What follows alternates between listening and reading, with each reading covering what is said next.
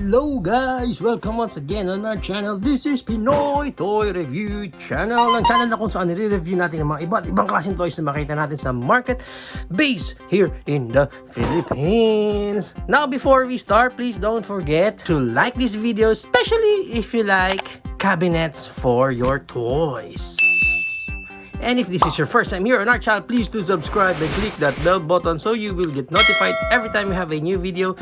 Now with all that, let's get it on! Now we are not going to review any toys. Yung mga toys na nakita niyo dyan, props lang yan. Ang re-reviewin kasi natin is itong aking pinagawang toy cabinet or toy shelves or acrylic or Sintra display. Now before tayo mag-start, special shoutout muna sa acrylic toy cub and stand riser from Miss Judy Molon Cayamo. And I hope I'm pronouncing your name right. Sila ang gumawa nitong acrylic or Sintra toy shelves ko na ito. Hindi pa naman nila tayo na-sponsoran, pero kung gusto nilang mag-sponsor sa atin, Bekene me. matagal ko nang pinag-isipan to. Kasi as of now, kung makikita ninyo, lahat ng toys ko, yan, open sila sa dust. So, ang number one problem talaga pag wala kang glass cabinet or cabinet na paglalagyan sa kanila, ang number one kaaway natin is the alikabok. So since wala naman tayong budget dahil hindi pa kumikita ang ating YouTube channel, kaya nga parati ko nire-remind sa inyo guys, please like, please subscribe, please share. Please kung kaya nyo mag-comment kayo. Para malay mo pag monetize na, diba? Mamimigay na ako ng toys sa inyo. Gusto nyo ba yun? And makikita nyo naman, lagpas-lagpas pa sa backdraft natin. So since medyo hirap ako ngayon dahil malayo sa akin, akala nyo malapit lang ano, pero malayo sa akin yung Sintra cabinet na hindi ko siya abot. So right now gagamit tayo ng ating Minecraft sword para tulungan tayo sa review natin na ito. So first is that this one, yung buong frame niya is gawa lang sa Sintra board. Okay, so this is a 3mm. Okay, so lahat yan, even yung mga shelves daw, yung partition niya dito, lahat yan is 3mm. Even yung sa likod niya, yung back part niya, 3mm. So lahat yan, 3mm ang kapal nung Sintra na ginamit. Now, second na mapapansin ninyo is that this one has a acrylic door. Ito nga palang door na to, this one is sliding. So ito open natin. Yan, okay? Acrylic panel. So far, yun ang mga materyales na ginamit natin dito. Ang pinagawa ko is 5 layers. So 1, 2, 3, 4, 5. And so ito yung buong likod niya eh. White lang talaga siya. Wala nang any design. Actually, nag-request ako ng butas dito para pwede ko siyang isabit. Pero sabi sa akin, nung gumawa is that madali lang naman daw butasan kahit screw lang or screwdriver. Since Sintra lang naman yung materials. Ayun, mabilis lang siyang malagyan para at least ako na raw yung mas nakakaalam ng sukat. Sasabitan ko. As we see, nandito tayo sa ating chopper ngayon at naka-aerial view tayo para makita natin yung ibabaw ng ating toy shelf na pinagawa. So mapapansin niyo dito, isang layer lang yung Sintra na ginamit all over here hanggang dito, yan. And then of course, sa front panel niya, yan, meron din siya dyan. And then may panel siya dito, manipis na yun yung nagsosupport dito. Ba't may blue doon? Ano yan, loading? Yung ring light ko pala yan. Anyway, so mapapansin niyo dito, ang ginawa din niya, naglagay siya ng parang pangharang. Yan, lahat yan nilagay niya ng harang. Parang same size lang nito eh. Ito kasi yung pinagkakapitan nung slide nung sa acrylic. So dito meron din siyang nilagay na pangharang dyan. I think this one is also a support para sa buong layer na to. Kasi since mahaba siya, and usually to, di ba, yung mga Sintra meron pa dyan na parang boxes na lang siya lumalabas. Eh, ayokong palagyan nun kasi ayoko nang nafi-fix yung figure ko na hanggang doon lang sila. Gusto ko nalalaro ko sila yung pag-display ko sa kanila. So, hindi ko siya pinalagyan ng partition dyan per column. Even dito sa ilalim, meron din. Yan. Okay, so meron din siyang support dyan.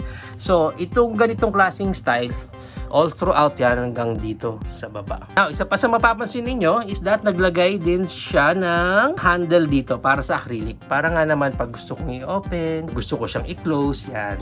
So, meron tayong hawakan dito na bilog. Actually, itong handle na to is 1, 2, 3, 4, apat na patong ng acrylic. Pero medyo manipis lang yung acrylic na ginamit. That's why ginawa niya sigurong 4 yan. Okay, so far, yun lang ang pinaka-details nito ang ating Sintra board toy shelf. Now, I know, yung katanungan nyo is that, ano ba ang size? Ang size kasi nito, ang haba niya is around 2 feet. Yung haba niya. Okay, 2 feet yan. And then yung taas niya, 3 feet. Actually, lagpas siya ng konti sa 3 feet. Kasi, ang pinaka-hinabol ko dyan, magkaroon ako ng 8 inches na partition. Okay, so kada layer natin dito, that is 8 inches. So, times 5 natin yon, 8, 16, 24. Hindi ko na alam. Mahina ako sa math. So, yun. Yun ang size niya. That's why lumagpas siya ng konti sa 3 feet yung taas niya. And then also given na madadagdagan talaga siya kasi nga may mga kapal pa yung Sintra dyan eh, okay? Pero yung lapad nito is 4 inches. So, ganyang kalapad yan. So, bakit yun ang size na pinagawa ko dito? Actually, ang pinagbasihan ko ng size nito is yung aking mga MFT Dinobots.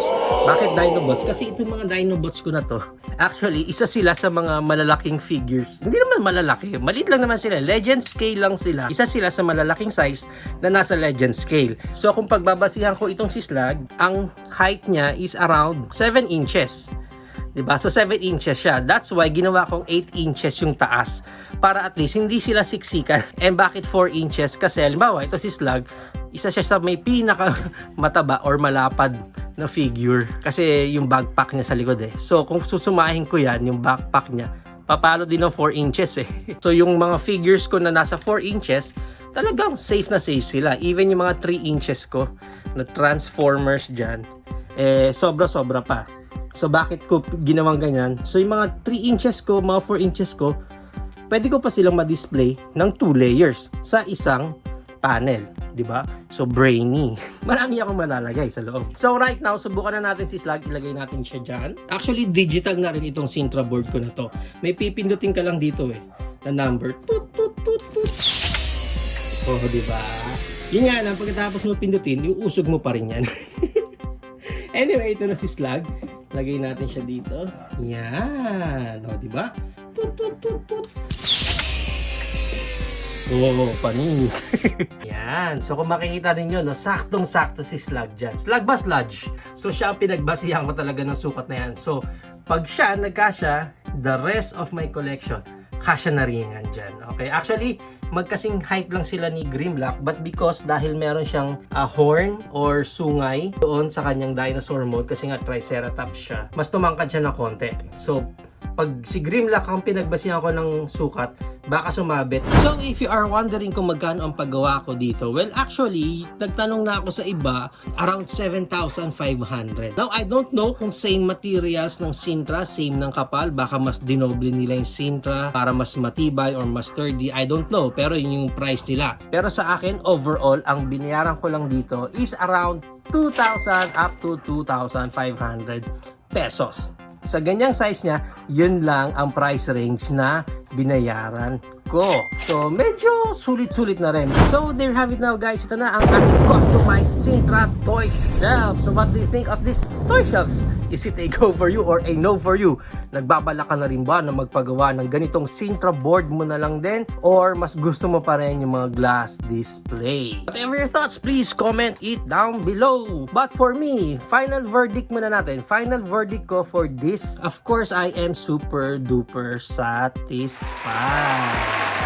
Because, first of all, nakuha ko yung size na gusto ko. Kasi mahirap yung nagpagawa ka and then pagdating sa'yo, mali yung sukat, hindi mo na magagamit. Second is that yung price range niya.